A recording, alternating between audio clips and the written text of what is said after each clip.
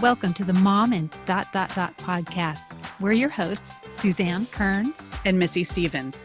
We want to help you through everything that happens in the ellipses, from your professional life to your emotional health. You're a mom and so much more. Let's figure out what comes next together. Welcome to the Mom and podcast. I'm Missy Stevens. I'm a mom and writer, foster child advocate, and this week, soil science enthusiast, which is something I never thought I would say. I am so excited to hear more. And I'm Suzanne Kearns. I'm a mom and writer, LGBTQ ally, and this week, stand-up paddleboarder. Yay! So exciting. Wow. And today we are so excited to be talking to Stacy Kim, who we have literally been waiting to talk to for months. We scheduled this interview back in May, and we'll explain a little bit more later why that is. Dr. Stacy Kim is a professional certified coach and founder of Life Junctions, where she helps talented and caring women find time and energy for meaningful work and the people they love. She is also the author of the Lighthouse Method, how busy, overloaded moms can get unstuck and figure out what to do with their lives. Dr. Kim has over 15 years experience in early childhood education and work family research. She was born in Seoul, Korea, grew up in Evanston, Honolulu, and Los Angeles, began her career in advertising research in Chicago, and currently lives with her husband and 2 children in New York City. She is a Girl Scout troop leader, a New York Women's Foundation grant reader, and a lifelong knitter. So I would love to learn to knit. I may have to have a Zoom lesson learning to knit. Yes. I'd love to teach you. Thank you so much for having me. I'm so excited. you. I've been thinking about this and really excited about this. I love the work that you both do and just the energy that you put into the world. So it's really a pleasure and honor to be here. Oh, well, the feeling is very mutual. We are so excited. In fact, we learned about you from the interview that you had on the hashtag #AmWriting podcast, which we talk a lot of. I think we probably name drop the hashtag #AmWriting every podcast. Almost every time. Yeah. And I seriously don't even think the episode was over before I was hunting you down on LinkedIn and trying to get you to be on this show. But for people who are not familiar with you, could you give a little Stacy and a Life Junctions 101 so people can understand your area of expertise? Sure. So for as long as I can remember, I was obsessed with the intersection of career and family. And I knew that I wanted to have children and I knew that I wanted to have a career. And, growing up in, Korea in the 70s, that's not something that a lot of girls dream about. And so, but my parents did it. Both of my parents juggled their careers and their families, and they both did part-time work at different points in their lives. So they did it. And so I thought, okay, this is something that I really want to do. And so I started an advertising research, and then I thought, you know what? I really want to pursue this. I'm going to go back to graduate school, and I am going to set up corporate daycare centers, on-site daycare centers. And that was my goal. I got there and I realized that was not a good idea for me at all. And I was very fortunate that I came across research by Ellen Galinsky, and I said, I have to do my master's internship with her, must do it. And so I started stalking her for a year. And so I was at Penn and from Philadelphia, and I said I was willing to go up to New York, and do my internship there. I got very, very friendly with her assistant at the time, Barbara Norcha. And so I would call her like every month and I'm like, hey, does she have room to see me? and we'd schedule it. Amazing. And then she'd have to call me back and cancel it. And so that's why it took years. She was just so, so busy. Yeah. I finally got to meet her. She said, okay, let's do this. And she put me on a project. And then I fell in love with the work family research. And since I had a research background, I decided this is what I want to do. I was very, very fortunate that when I was done with my work at school, she hired me again while I was finishing up my dissertation. And then, I was plagued by something what you both have talked about, like, doing things for the wrong reasons. Like, I think that I had it in my head that I needed to work in academia because my dad did, and all of this baggage that I had. So I decided to switch jobs and go to Columbia University. And I worked there, and as soon as I got there, I knew I made another mistake. I had imposter syndrome big time. I was managing like huge multi-million dollar research projects, and the people that worked for me were graduate students who were brilliant. They were so much smarter than me. I was so intimidated by them. Every day I felt like, oh my God, I don't belong here. But I did my best. I learned how to be a manager. I learned how to do the projects. And then at that same time, I was trying to get pregnant and I couldn't. And so the blessing of that job was that my two bosses, Sharon Lynn Kagan and Jeannie Brooks Gunn, they both were amazing. And they said, you do everything you need to. We will work around your medical appointments, everything. And so I was so lucky. And then when I finally did have my baby, I thought I was going to be an amazing parent because like I studied early childhood education. I had all this research under my belt. And I was so overwhelmed. I was so overloaded. I just wanted so badly to be the best parent I could be. And And how old were you when your first was born? Oh my gosh. I actually don't know. Like, I think it was almost 30 because, I might have been 31 or something like that, because I remember my doctor saying, you need to get pregnant before whatever. Oh, yes. Yeah. So, thanks, doctor. Thanks. Just get pregnant before then, is what she said. And then, so she had colic, and I tried to read every book under the sun to figure out how to put this baby to sleep. I was sleep deprived, and I was supposed to go back to work, and we couldn't quite figure out how I could go back part-time because that's what I wanted to do. And finally, my husband gave me the biggest gift in the world and said, don't work and figure out what you really want to do. Figure out what it is that you use this time and be a stay-at-home mom and enjoy the baby and, figure it out. And I try. I mean, I didn't really do a very good job. And so one day, his second biggest gift to me was one day he told me, okay, you were hiring a nanny. You were going to hire a sitter. I think it was like 6 or 7 months. He's like, today, you're going to do it today. I'm going to work and you're doing it today. I want you to like have called up people by the time I get. And if anyone knows my husband, Kyle, he is not someone to like put down an ultimatum like that. Yeah. And so what was he seeing? What was he seeing? He was seeing me never leaving the house, always focused on the baby. I was just, I don't think I had clinical depression. I think I was just really lost. I think I was so scared of, I really wanted to be the perfect mother. And I felt like I should be because of all this research. Because you had researched it. Right. So, so he gave me that time.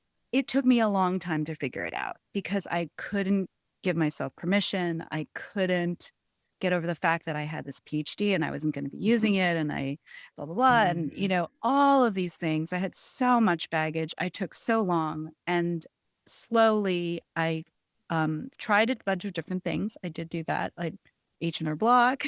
I tried home organizing, things like that. And I did some research on the side. And finally I found coaching. And then all of a sudden it was like, I know this is what I want. And this is the perfect modality to figure out how to manage career and family. And that's what I discovered. And, even that though, I made a few mistakes along the way. I thought I was going to be a coach. Then I was going to be a parenting coach. And I thought I was going to tell parents how to parent their kids. But the women who came to me were, so smart, so talented. Like, I'm like, why are you here? Why are you seeing me? Like I just really had that imposter syndrome all over again. And then I realized, oh, wait a minute, they're trying to figure things out like I had tried to figure things out. Yeah. And you're a smart lady. I learned with them, and I just was so fortunate that these women trusted me. And that's how I stumbled on the Lighthouse Method. And I learned so much from my clients that I just started writing more and speaking. I was afraid of public speaking, but I started speaking more because I just felt like I am sitting on a gold mine, and it is really not fair for me to hoard all of this great wisdom that I'm getting from my clients. And so I love what I do, and I'm very fortunate. And Yeah. So I really I can't quite get past what you say about all these women coming to you. They're smart, talented women, all feeling this stuckness. And we read your article, The Lighthouse Method, the one in Real Simple. And I'm going to read this quote so I don't botch it. But you said, if you don't know what you want to achieve, making a plan is like driving to an unknown destination. Talented women with perfectionist tendencies will search for the perfect plan before taking action in order to avoid missteps. And this is why so many get stuck. And I mean, we feel like that is Goosebumps again. us. Yes. Goosebumps. Like every time I read it, I have that moment where my stomach flips over. And we have, most of us, achieved in our lives. You get into school, you get a degree, you get that first job, that next job, you get promotions, you're doing all the things, you're checking all the boxes. And something about motherhood undoes that, because these people come into your life and show you all the things you don't know how to do. right. Yes. That undoes it. And you are so focused on them that you lose a little bit of yourself. And then here you are. I don't know. I am rambling, but I could talk about this for hours. I want you to talk a little bit about how you're seeing clients use this Lighthouse Method and what the actual Lighthouse Method is for our listeners. Yeah. I discovered the Lighthouse Method because I was talking to my clients. And I think I've described this before. Like, I didn't know what to do. They would come in and they would be in tears. They were like, I'm smart. I should be able to figure this out. Why can't I figure this out? And why can't I do this? I'm like, why do I have to hire someone, to help me? Right. And I knew that feeling. And I thought, oh my gosh, how in the world am I going to do this? And all I wanted to do at first was to make them stop crying. Yeah. And, I said, we're going to get to that. And I just said, let's just first focus on, getting you happy again. And so the very first step in the Lighthouse Method is to do something enjoyable and learn how to feel that joy again. And so the Lighthouse Method is, you don't know where you're going. You just imagine it's really dark at night and you're at the edge of the shore and you see this lighthouse and you want to get there, but you don't know what it is. You don't know where it is. You don't know what it looks like, how tall it is, all this stuff. And it's dark. And so in order to get there, the last thing you're going to do is draw a map. That's the last thing you're going to do. The first thing you want to do if you want to get there is you need to get into your boat and you need to start rowing. And if you're rusty with the rowing, that is what doing something enjoyable is. And when you're feeling bad about yourself because you haven't figured this out, because you haven't drawn the map to a place unknown, because you're a perfectionist, every single one of my clients and myself, we all have perfectionistic tendencies. I think all smart and talented women do. And so, just getting into your boat, it means, finding something enjoyable to do. And that can be something super duper small. It doesn't have to be like this amazing hobby where you're like creating things and selling them on Etsy, it can be so this is my thing for a while, and it can change all the time. That's the other thing. So my thing, the example I always give is that I discovered that I liked sharpening my daughter's colored pencils. And so every once in a while, I would just, put them to bed. It would be so hard to put these little two kids to bed. I'd put them to bed. I'd pour myself a glass of wine and I would take out all of their markers and their pencils. I'd go around the house and gather them all. And I would sharpen all of their colored pencils. And then I would, test out all of their markers. And if they weren't working, I'd throw them away. I'm a marker tester. That sounds really fun. And I'd sort them all out. Yes. And that became like my ritual. And you know what? I just said to myself, I'm going to elevate this. This is not just something I do and, just a task or a chore. Right, this is something that I enjoy doing. For some reason, it floats my boat. So, I'm going to make this like something special for me. And so little things like that, like if you do Sudoku, take a picture of it and, keep a special album of all the Sudokus you did so that you can see that long thing. Just Yeah. take anything small that you love that floats your boat and elevate. You love to read fiction, then maybe start to make a list, get a Goodreads account, whatever it is. Just any way to kind of formalize it or make Mm. it important or give it some importance in your life and elevate it because it is important. And once you start doing these things, you get better at, I use Marie Kondo as an Mm. example. Like she talks about like, hold something in your hand and if it doesn't bring you joy, throw it away. Yeah. Right. Mhm. So she talks about that as a way to understand what gives you joy. And so the more you try Mhm. different things, that give you joy, the better you are at quitting them if they don't give you joy, Oh, right? that was gonna be my So next question because, Yeah. so I mean, good. as moms, we have spent so many years just being consumed by meeting other Mhm. people's needs, and sometimes it is hard to remember what does bring you joy. I don't know, Right. it's just sometimes you equate joy with just the quiet at the end of the day, but I Yeah. mean, Just legit. yeah, joy isn't Yeah. necessarily the absence of annoyance. It's, there's you gotta take it the next step. Although there is something there. But there's also the fear there. I mean, I talked about how I did the stand-up paddleboard. I've lived in Austin for 10 years. I've wanted to do that for 10 years, and I finally did it last night, but it was baby steps of like kind of driving by the place where the boats are, where you rent the boats, and being like, okay, this is where someone rents the boats. Maybe Mhm. next week I'll rent a boat. Just like, but it was these Yeah. baby steps of just like, where would one park if one was going to do this? Oh, here's the lot. Okay, next week I'll do the next step. And it really was this progression. But like, do you see that with other women? And I know Abs- I have an anxiety disorder, so I will claim that probably is No, not but that's normal actually behavior. exactly what you want to do. I in the Lighthouse Method book, I describe this woman who wanted to sew again. And so what we did was did baby steps. We said, okay, you want to sew again. So what is the pattern you're going to use?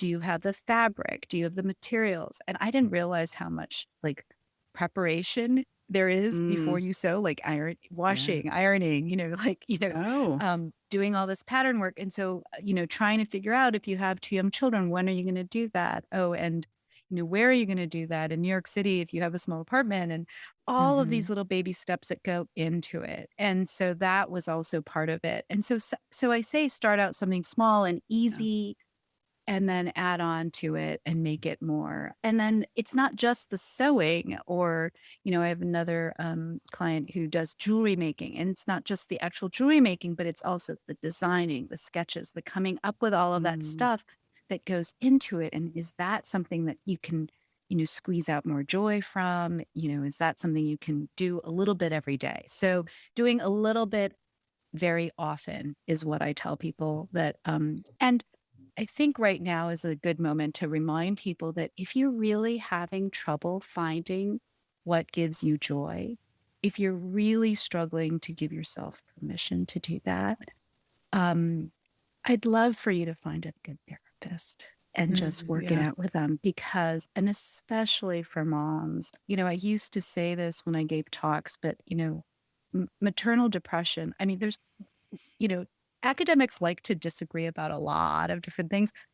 There are a few academics that would disagree with the fact that maternal depression really does a number on kids. Mm. And so Yeah. there are a lot of negative effects. So if you think you might be depressed, find a therapist. Now, finding a good therapist is not always easy, but keep trying. Yeah. Yeah. If you don't like that therapist, I also tell people have a conversation about what it is that you don't like with that therapist, because sometimes that can be really revealing. And if you really have trouble finding a therapist, like email me, find me, and I can give you some recommendations because now, because of COVID, some of my favorite therapists are doing things online now. Yeah. So Yeah. that's actually a good opportunity. And I don't want moms to struggle with this too long, right? Mm. Why spend so much time struggling when you can, you know, Yeah. um, why postpone your joy is what I would like to tell people. So, Yeah. I Yes. think that people get kind of hung up on that bigness of it. We think for some reason we're supposed to know what we're going to do with our lives. Ugh. Like what am I supposed to be? And I spent a ton of time thinking, I know I'm here for a reason. If I'm not fulfilling my purpose, I'm wasting my time. But then Oh, I wasn't sure what my purpose was. And then I would spiral. I would think, well, I don't know what it is. If I don't know what it is, I mean, you're just yeah. second guessing yourself. And I think you just said something about, that the female condition of we question everything and we question how we're feeling and why we're feeling that way. So when it's that big, it's hard to see your way through it. What have you learned that helps people really break that down in the smaller, you talk about like painting it Yeah. in smaller strokes? Yeah. I think so. I think this is going to be the next topic of my next workshop or something. And it's about conventional advice that's really bad for women. And finding your Yes. purpose All of it. is can really be dangerous for women. I've found that. And it's just something that find your purpose or find your passion or, that piece of advice is really big. And Yeah. it's really hard to do when you are the caregiver of other human beings. And so now when I say figure out what you want to do with your life, I mean figure out what you want to do right now Right now. or right in the next few months. I don't make the other bad conventional advice that I think people give so often is like, have a life plan or a bucket list or Right. I I hate just bucket every time lists. I cringe whenever I Oh, hear it now because, I had my life turned upside down when my daughter was diagnosed with cancer and everything, went out the mm-hmm. door. And I realized like if I had a long lifelong plan, I would have been more disappointed that my life was Oh, uh-huh. upended. And the thing is that, for talented and caring women, they're going to be caregivers. And because they're so good at what they do that the people around them all rely on them, right? Mm-hmm. They know that if they go to you for something, it'll get done much better if they go to somebody else, usually a guy. And um, so there's just so much pressure on us, and because our lives are so interconnected with other people, it's really hard to make that 10-year plan. It's really hard to fill a bucket list. So when I say, figure out what you want to do with your life, I mean, let's focus on the short term. Let's figure out what it is that we can do to make our lives right now more fulfilling and more enjoyable. And so forget about purpose, forget about passion. Just think, okay, for now, what is it What that is I it? and I think in COVID, I mean, COVID is lasting longer than we all would have hoped, Yep. unfortunately. And so it's really hard to make plans right now. So it's a good time to practice. Mhm. Okay, just for this next month, you know, um, Yeah. and, keeping things in the present is really, I think, what helps. So rather than try to fulfill a life purpose, I ask my clients, okay, after they found something enjoyable and they know that they can do things, they can get things done, Mm-hmm. they can create that space and time for that. Then the next step is a little bit more is like, develop a skill or, refine a skill. That's one thing. So, if you're good at, I used the example for myself, it's like I've always wanted to be a writer.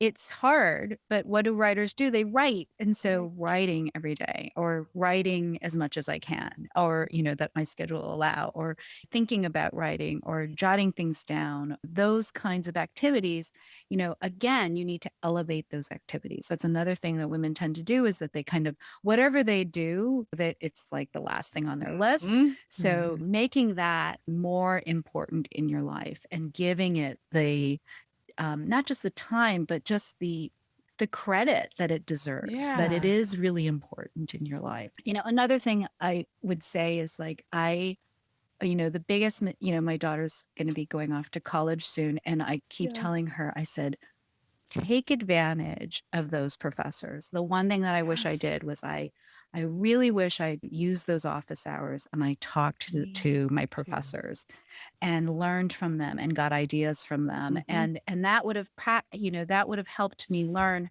quicker how to have informational interviews with other people. And so that is another thing. Anyone you like for whatever reason, Right. ask them to coffee or ask them for a quick Zoom chat or ask them for a phone call and then talk to them. Now, some people are not good at giving informational interviews. So if it doesn't go well, don't, That's okay. it's totally fine. Just say it's them, not me. Exactly. It probably is. Yeah. But there are other people who will, and rather than ask them, okay, what should I do? Or what advice do you have for me? Just ask them simply like, okay, tell me your story. Like, how did you get into this? What does your day-to-day life look like? And from that, you'll glean lessons that are relevant to you. So that is another way to kind of figure out, those are the smaller steps that I ask. And anyone you admire, there's a reason why you admire that person. Yeah. And so that person is most likely going to be able to give you some nuggets. And then the last thing I say when I tell people to do or when I suggest, I shouldn't be, as a coach, I shouldn't be telling people what to do. But what I suggest is that, never leave an interview without another name for who should you talk to next. So ask them, or what you should look, or an organization you should look into next. Like, okay, well, now that you kind of know what I'm about, or, who should I talk to next? Or, that's a great nugget of advice. That is, yeah. So that is, and then, you do that more. And as you do this, the beauty of the Lighthouse Method is that I don't know how it happens, but it really works if you give it a chance, and things happen much more quickly than I imagine. In fact, I wrote an article about how my clients leave me too fast and too suddenly because they figure out what they want to do. Yeah. And I'm like sad. So, but like, it's a good thing. Something else you're struggling with? Pardon? What else would you like to? You want to ask them, like, what else is bothering you? Something else has to be bothering you. I know. Can I help you with anything else? Like, isn't that fun? No, it's actually fabulous. But there's something magical about it. It happens much more quickly. It's like a snowball effect. And I think it's because you kind of get on a roll and people find you. People find out. And a lot of people want to help you because they're smart and caring women. Yes. They've helped other people. And so people want to help them. And it makes them feel good. You'll be surprised. It makes them feel good to help someone. Wow, you're really smart and you want my help. And so that makes them feel good. So that's another reason. We're all about women helping women. And I have sort of a side question before you, John. I know you have a question you're dying to ask. But, I'm sorry. So I just want to know, and we don't have to spend a lot of time on it, but I'm curious if you have seen an age range where women are struggling more, or if you've seen women that we would normally consider as someone who's approaching 50. I think a lot of our lives, we were like, oh, you should have it all figured out. And then you're going to retire at 65 and then you're done. Are you seeing older women go through this process and find their lighthouse? I think it's not necessarily older women. I think it's when their kids start to need them less. I think that's when it happens. And for different women, it's at different stages. But when they kind of figure out, oh, my kids, and often I think it's middle school, because that's when your kid gets so, like they don't want to have anything to do with you. You're feeling rotten. It might be coinciding with like perimenopause. Who knows? So that kind of happens too. But it's so cruel that it all happens at the same time. I was just thinking about that today. I was like, I think I should have had my children when I was 20. I was thinking about that. I think the people in Little House on the Prairie, that's why like they would have babies in their late teens, early 20s, because then your kid's done with puberty by time, and they're off and married by time you start having We're to not deal all with in a hormonal frenzy at the same time. It's like we cannot all be hormonal at the same time. It won't work. Won't work. It's So I think right around when your kids need you less is kind of when you start to feel, when stay-at-home moms in particular start to feel, for other people, and that's why I named my company Life Junction. It's kind of when all these demands and responsibilities clash with like your goals and your desires. And that's a life junction. That's a moment in time. So I don't really like to talk about work-life balance or work-life fit, or I know that other people use those terms really well, but for me, it's really about these moments in time when these things happen. So we mentioned earlier about how we had to schedule this interview way back in May.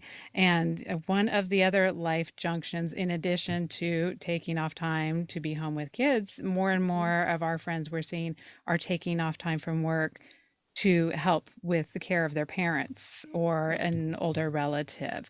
And so the reason that you were not available for a couple months is that you were traveling to Seoul to help care for your parents. So we'd just really love to hear what that experience was like for you.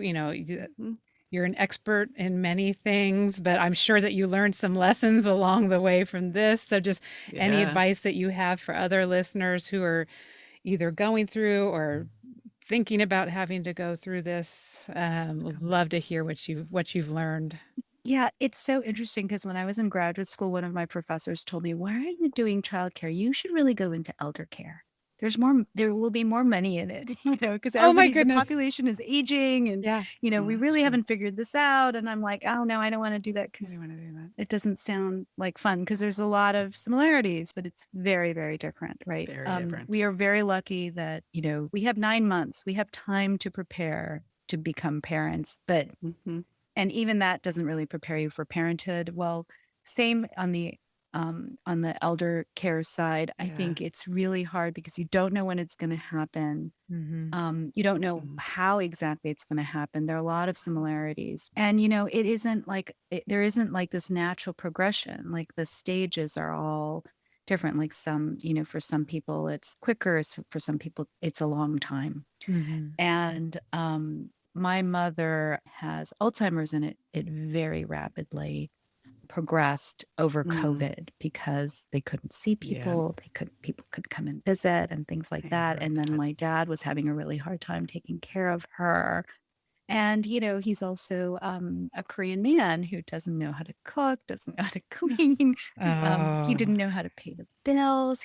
My mother did everything for him. And so, I think my family actually went, all four of us went last Christmas, and then they stayed for a month and they did school from Zoom and, at night. So that, near the time difference. And so they wanted to spend time with their grandparents. So they did that, but it proved to be too hard because, my mother couldn't understand why they were watching TV at night, and didn't understand that they were on Zoom. So later on, I found out that like their classmates knew my mom because she would kind of show up on screen.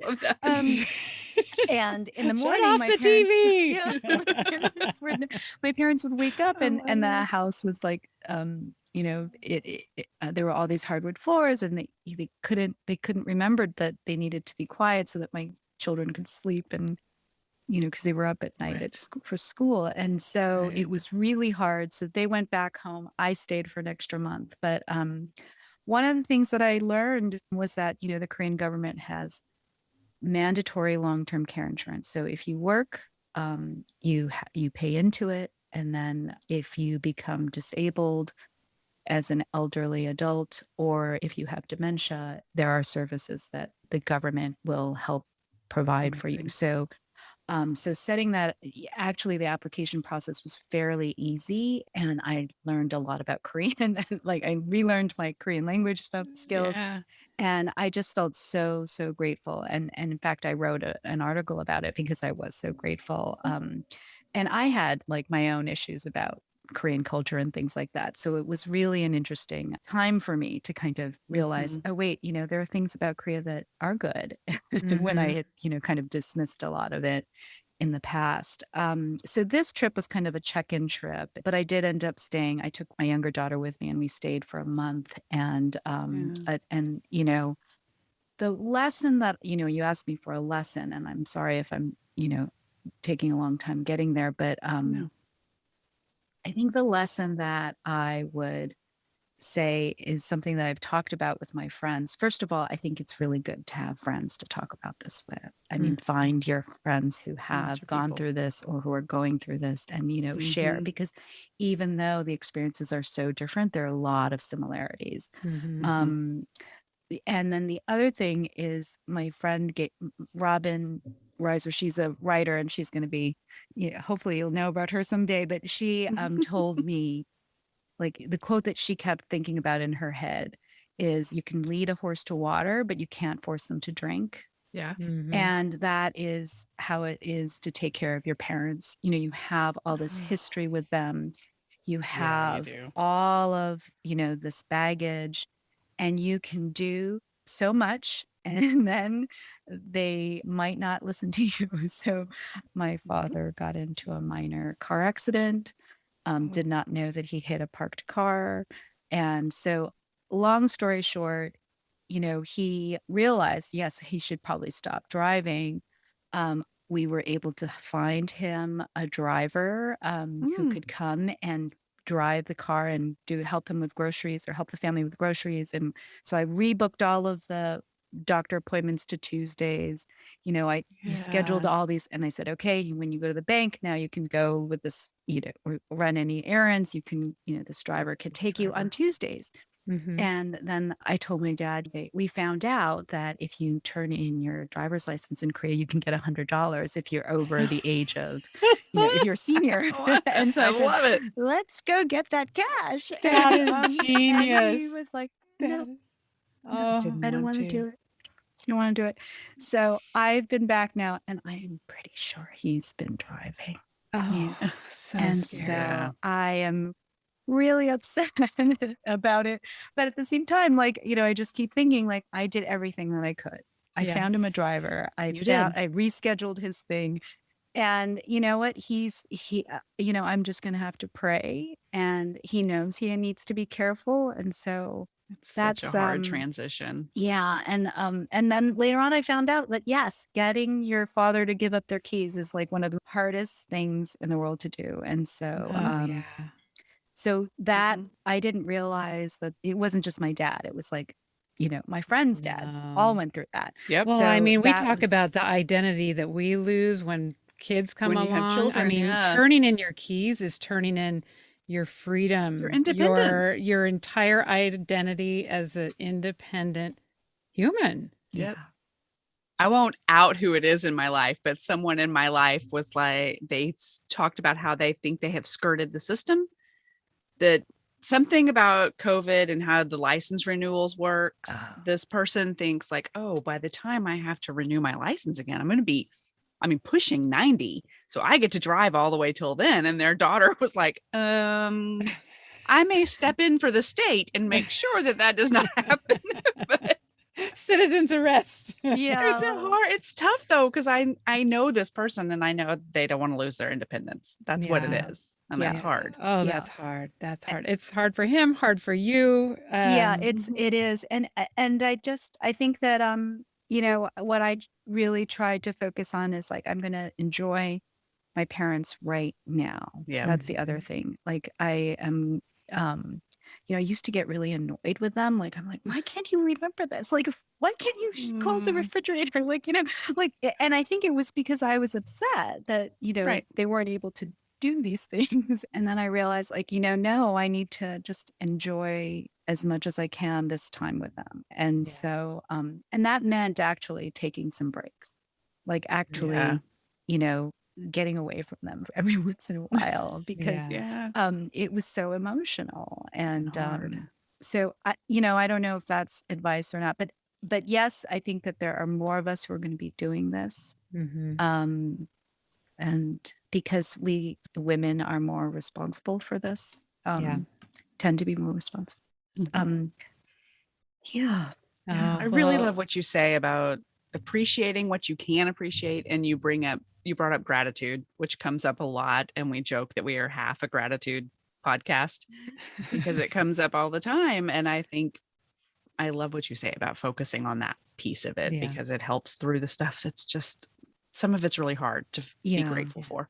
And it's Yeah. so similar to some of the stuff you talk about with the Lighthouse Method too, is Yeah. just like not worrying. I think part of when you get frustrated when they can't do something is because you're thinking about, okay, if this was my kid, I need them to be able to know how to do that. So in 5 and 10 years, they can do that. Whereas resetting your expectations, like, no, it's not my job It's to not teach coming them this. back. They probably knew it, you know, abilities change. And, 5 years from now, this is not going to be important to them if they know where to Mhm. put this jar in the refrigerator or if they, have this particular thing that they're, Right. closing the cupboards. Yeah. Right. It's Right. just a different Right. expectation than, Right. thinking about, I Yeah. need to get this life skill for my child versus I just need to kind of accept the abilities and where my parents at right now. Yeah. And I Yeah. think that it's my cousin's going through it too. And she was saying, I want to be a daughter. I don't want to be my dad's Mm, caregiver. I don't want to be my dad's Mm. grocery delivery person. I also want to be Right. my dad's daughter. So actually, so getting the help that you need. And it's not easy. I really wish that we had more of a support system around this because it's going to be happening more and more. Yeah, it is. I have the privilege of working on the Families and Work Institute. I have access to the national study of US employees, and it was last done in 2016. And we asked, how many of you do you think you're going to be responsible for some kind of elder care? Mm-hmm. And it was 29%. wow. Believe that they will have elder care responsibilities in the next 5 years. And at that time, when we asked, like, are you responsible? Currently, it was 10%. And 21% said like they did in the last 5 years, right? Yeah. So 21 in the last 5 years, 10% say they're doing it right now. And we're already in 5 years. So I'm guessing that COVID probably could maybe have made that even more difficult. Yeah. I would And think. so this is something that, I wish more people would take care of or at least Be aware think of. about. Yeah. Yeah. And And that we're would, just talking about people who are employees. We're not yeah. talking about like Right. stay-at-home moms who probably have to do it even more and all of that stuff. So Right. That's a good this point. is It's probably yeah. underrepresented for sure. Absolutely. Yeah. And then there was this other statistic, I hope you don't mind, or No. you can That's cut okay. out We love if we you love don't want. data. We love But data. Yeah. but they also asked if you wanted to work. 20% of US employees in 2016 said that they wanted to work more, but 85% of those people say that they don't work more because of childcare or elder care responsibilities. Yeah. Mm. Oh, Yeah. I'm sure. So And one of the things I Fascinating. would like people to also take away is because unlike what you experienced in Korea, it's very different in the United States as far as the level of support that's available. Like I had always gone through life thinking, oh, hospice is when they, just come in and fully take care of your loved one and it's all covered and it's all great. But when my stepfather was going through hospice, it was they brought a hospital bed to my mom's house and they Mm-hmm. brought some machinery and they brought what is called a Hoyer, which is he was a double amputee, so it is a people mover Yep. basically, that well, yeah. is like you slide under them and then you can lift and move to a chair, where if it was not for my brother and I being there and my mom had a carpeted house, he was a large man, and like so that's what hospice looks like. You get machinery and once a week they would And send they come and people check in to in. check in and Yeah. whatever. But when you need to physically move someone from a bed into, a It's you. chair or whatever, um, that's on you. You become a medical professional. Well, oh my gosh, we hit that poor man in the head so many times with the Hoyer because it has a little hand Yep. thing that you got to grab on to Yeah. lift. And we were, you had to get a running start on the carpet. And then, we would feel awful. And we would go in the other room and kind of like cry and laugh at the same time because you're like, how on earth does anyone think that we should be in charge of moving a grown man in this piece of equipment? And it's kind of ridiculous, but you start becoming aware of the things that are covered and not covered. And A lot is most not of the covered. things that you are fully covered for, you have to get to a certain bankruptcy level before they kick in. So yeah, it's just, and to your point of your friend saying that they want to be a daughter, not a caretaker, for spouses too, she ended up having to pay a pretty much of a fortune for someone to be that caregiver so she could continue It's to, really well, first of all, expensive. continue to survive. It's like caring for a newborn in many cases, and sleep deprivation is a real It's thing. horrible. And so yeah, just so that she could get some sleep, but then also just maintain that role of a spouse and or a child or whoever the caregiver is. So yeah, those people are saints, but they also require a lot of funds to get their services. So That's it's right. good to plan around that earlier or sooner than later. Yes. Yeah. Yeah. And have conversations with your parents, Right. things like that beforehand. Although, my brother and I tried, and we still try, but it doesn't always work out that way. So, No. I think that's what's so hard about it. It is that it is hard to plan around. And so for smart, intelligent women, it's very frustrating. And it is another hurdle to get over. Yeah. Yeah, I think we could talk about this for hours too. But before we get into the look, listen, learns, I know that Yeah. you have a new class and also an upcoming workshop Oh, that we want to yeah. make sure that people know about and sign up for your And your newsletter. newsletter. Yeah.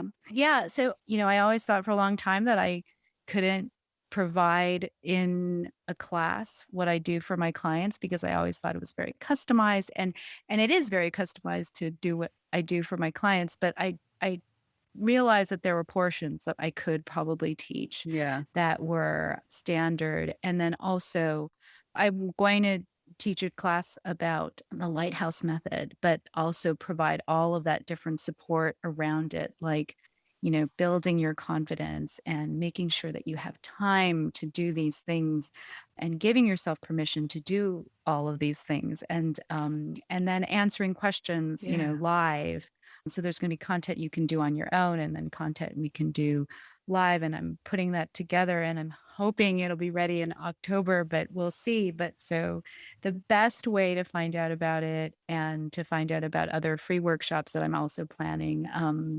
I think I mentioned I really want to do something on like really bad conventional advice, something Yes. around Oh that. my I love gosh. I that. want I to see think that. yeah, because I think that that's something that everyone could use. Yep. So all of that information will be in my newsletter, and I try to give the best information that I can every week. No spamming. And you can get that at lifejunctions.com/newsletter. And that's the best way. And I think people know this, but if they reply to the newsletter, I usually will respond to them. And that's probably the fastest way for people to get a response from me. Oh, how fun. You know what? Yeah. I did that once too. I love Adrienne Hedger, who does Hedger Yeah. Humor, is one of my favorite newsletters. It's one of those that It's so great. I would never remove. I look forward to it every week. And I did. I replied to it one time because there was something in there and I was like, I wonder if this works. And sure enough, she replied back and I was like, oh, I guess so. Guess it really works. Yeah. So, and I love hearing from my readers. Uh-huh. And I get a lot of spam. So, So seeing a real human's a refreshing change. So anyway, but yeah, so please subscribe to my newsletter and hopefully you'll get all the information you need. And if you want to hear something, let me know because I'm always also wanting to respond to people's requests as well.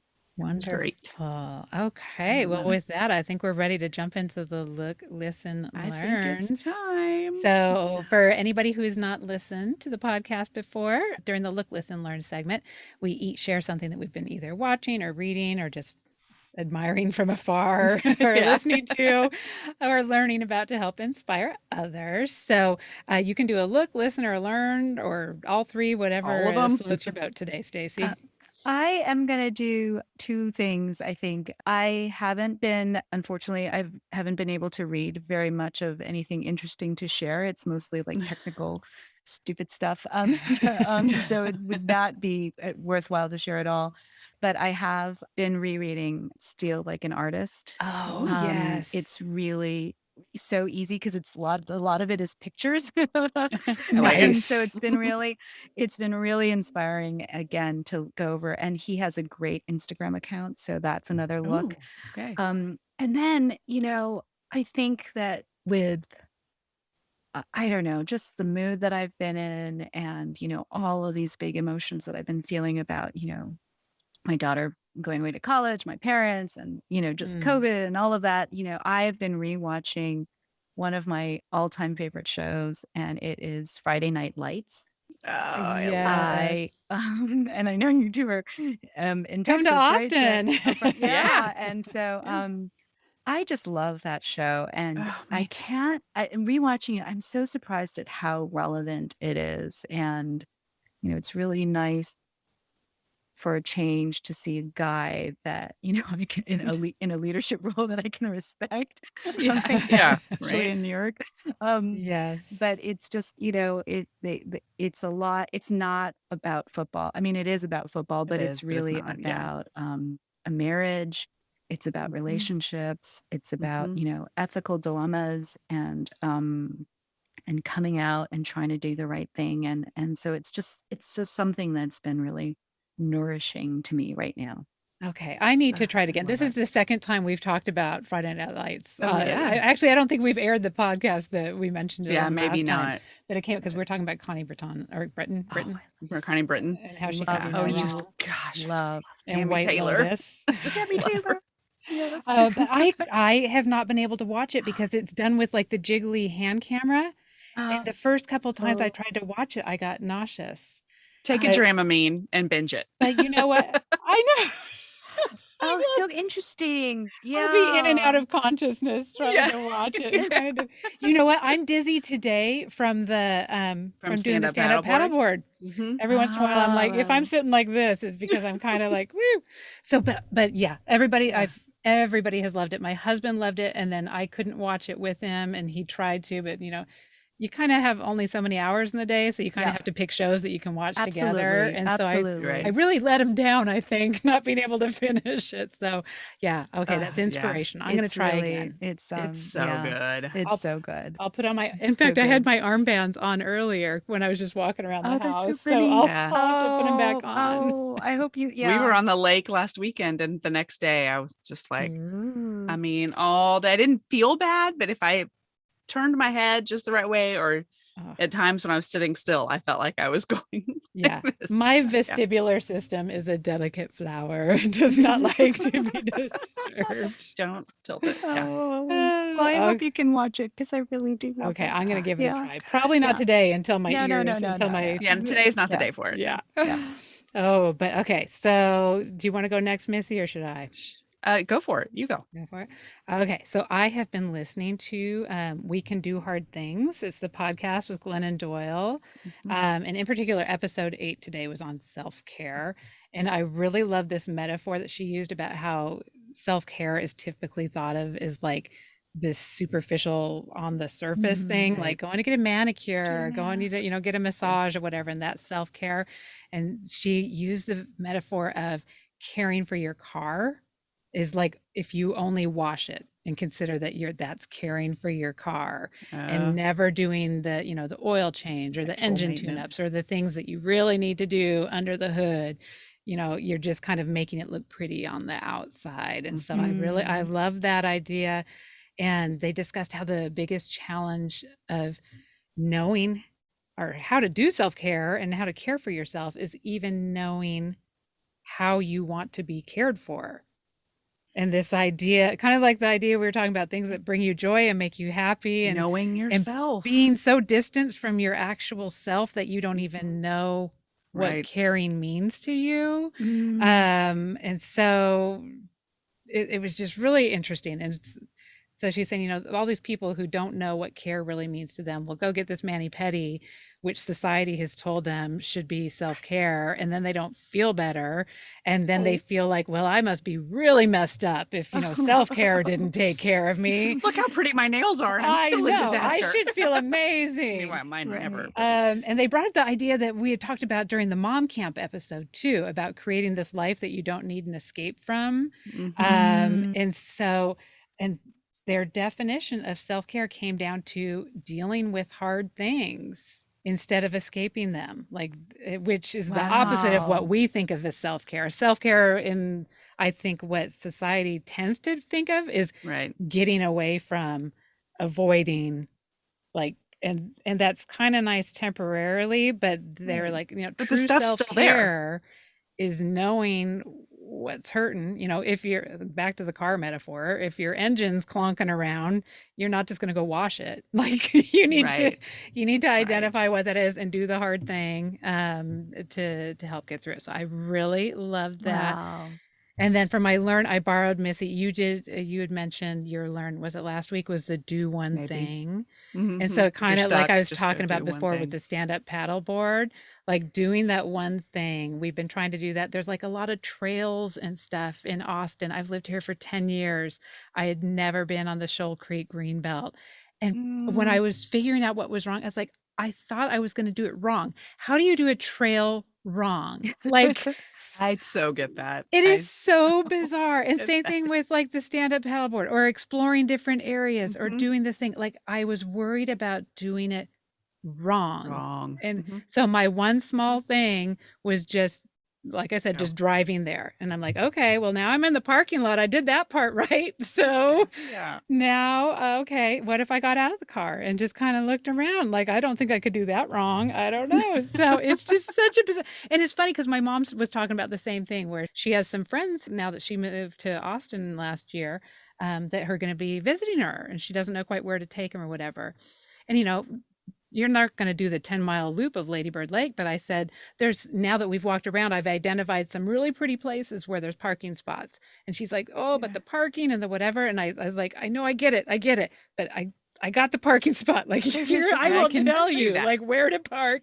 I'll tell you Yeah. where to walk. But it's that same kind Yeah. of thing. And I think Yeah. that I probably, based on seeing her reaction to it, I think genetically I probably got it from her of just like Yeah. I'm going to do it wrong. I'm going to show up at the park wrong. I don't know. I Yeah. mean, I think it's such a great metaphor for, well, life. But I mean, I'm married to that person and I have that tendency as well of if we don't know where to park and if we don't know what it's going to be like inside or whatever it Mhm. is, we just mhm. won't do it. And then you're so unhappy that you didn't do it. Mm. Yes. It's better to do. And I have to keep reminding myself and I remind Mark all the time. It's actually okay to mess it up. Yes. Yeah. I Like think if instead we of saying mess do up one this thing, thing, do one thing wrong. I think we should change it. Do one yeah, thing wrong. That's it's going to okay be our because new very slogan. rarely is our mistake going to result in something catastrophic. Yes. Yeah. Like our mistake is going to result in maybe we don't get to do the thing, or maybe it takes us 30 extra minutes or whatever, like it's not And no the end one's of the paying world. attention. No one was No. in the parking lot being like, you parked, that wasn't the right Yeah. place to park. She's definitely a first timer. It's so dumb. Saying it out loud is really dumb, but But I get I'm it. I saying it get out it. loud so the rest of you know if you're feeling this too, you're not Yeah, go alone. make a mistake and see that you'll survive. Go park wrong and explore a new trail this week. Yeah. That's right. Yeah. Okay, Missy, what are you look, learn, and listening? Look, learn. I So don't even know yeah, how to say look, listen, learn right anymore. I'm lolling just a little. I listened to, well, I've already talked about this recently that I've been listening to more books because I can't keep my eyes open at night to read them. But I listened to Barking at the Choir by Father Gregory Boyle, and it was recommended by a mutual Oh. friend of mine and Suzanne's. And he is the founder of Homeboy Industries. And Homeboy Industries is an organization. I'm just going to read what they do so that I don't butcher it, but they provide hope, training, and support to formerly gang involved and previously incarcerated people. They do all kinds, they do like tattoo removal and job skills training and substance abuse help. And they have therapists on site. And Father Greg's thing is that he works with a population that nobody else wants to work with and they stand with them. But his stories, I would recommend listening to it. And our friend who recommended it to me recommended listening as well, because his voice is great and the way he tells his stories is great. And you just hear his heart instead Mhm. of just reading it. I was so moved reading it, both from a place of an advocate who needs encouragement to kind of get in there at times, but also I've made no secret that my faith has been a huge place of struggle for years. And really in recent years, it has been hard for a number of reasons. And it was nice to read about or hear from somebody with these stories of what it really means to have faith and what it really means to be in it with people Mhm. and not just being a hypocritical Christian. So I loved it. I highly recommend it. And I just loved his stories. Some of them are so funny and some of them just make you cry. Like I was floating in the pool listening and crying. Like, I should be like having this like joyful experience of being in a pool, but listening and just weeping because it's beautiful. I've done that. But also funny. I've done that. I've done that in the most embarrassing places, like either laughed out loud or cried. Yeah, on the airplane, I've like done like, oh, there's that crazy lady just walking and laughing, walking, crying. Yeah, yeah. I love that we're getting to the age where they're just like, oh, it's okay. It's just her stage of life. Right. Yeah, they're not even like, what's wrong with her? They're just like, menopausal lunatic. So, that sounds really good. So my learn for this week, I can't really share it because I don't know enough about it, but I learned that soil is actually interesting. I mentioned that at the top of the show. I thought, even just reading my homework that week, I thought, soil, I'm not really just like getting into it. And it was a lesson in what a great teacher can do. We had a professor from Texas A&M teach our class, and he is passionate about soil, which sounds bananas, but he taught me so much. I know so much more about what might be going on below in my yard. I know how to get it tested and learn more. I know how to interpret all of that and then plant better. And there's so much I still need to learn, but it was exciting to be in an environment where I was learning, and really exciting to learn something and feel enthusiastic about it when I thought I was not going to feel enthusiastic about it. So that was my learn, that there's just so much out there. You never would have known if you hadn't tried it out. Right. And I think that is like a classic example of why you just need to do things rather than think about it and plan things. Right. Yes. Because you won't know what it's like. No. And that is a wonderful example of that. Because, and who knew there was such a thing as studies of soil? And it's very involved. And it's the history of it's really interesting. Out of it. Yeah. So that somebody could make a career out of it, and you would never have known that. There's so many different wonderful things, like little tiny like pockets of the world that we don't know about, and we will never discover unless we kind of give it a try and see where our joys and our interests take us. And and so I love that, Suzanne, you're like going out there and just checking out the drive, checking out the parking lot. That is also like, those are little baby steps, like little tiny steps that get you to something really, really great. So you two are examples of that. And I love it. And I love talking to both of you, and I could probably do this for an hour more, but I'm sure you have we may have to do another. We say this all the time, but we'll have to do another episode. I can think of so many enjoy questions. That. Yeah, I would love that. And thank you both for giving me this opportunity to speak to your audience. And they're so lucky to have you. And I've become a listener. I've been really enjoying your podcast. So thank you so much for putting this out in the world. And I'm going to tell people about it too, because it's so much fun. You guys are so funny. Glad. Oh, well, thank you so much. We've learned so much. And like I said, been really fortunate to have incredible guests. So I am thankful that you're listening and learning from them, because we're blown away on the regular. Oh, yeah. I re-listened to our own episodes. I mean, I started taking notes. It was just wonderful. It's like, it's really, really wonderful. So thank you. Well, both. Thank you for being part of it. We sure appreciate it, and have learned so much again. And yes, I want to plug one more time your newsletter again. What's the URL for your newsletter? It's lifejunctions.com. And is it backslash or forward slash? Whatever the slash. Whatever. The slash and newsletter. And if you sign up there, I'll make sure that everyone gets all the information about upcoming events. And I think there's this a line where if you put in that you found out about me through Mom and, I will send you a little something special. Oh, awesome. All right. And thank you again for having me on the show. Thank you for being here. Pleasure. All right. Thank you. Thank you so much for joining us for the Mom and ... podcast. We hope you enjoyed today's show. And if you know someone else who could benefit from the episode, please be sure and share it with them. And while we're begging, please subscribe and rate us wherever it is you listen to podcasts. You can find links to all the things we discussed today in our show notes or over at our website, momandpodcast.com, with the A-N-D spelled out. In between shows, find us over at the socials, including our private Mom and Community Facebook group. The links to that group and all of our socials can be found at momandpodcast.com. Thank you so much for your support. We appreciate you more than you know. Now go out there and make your ellipses count.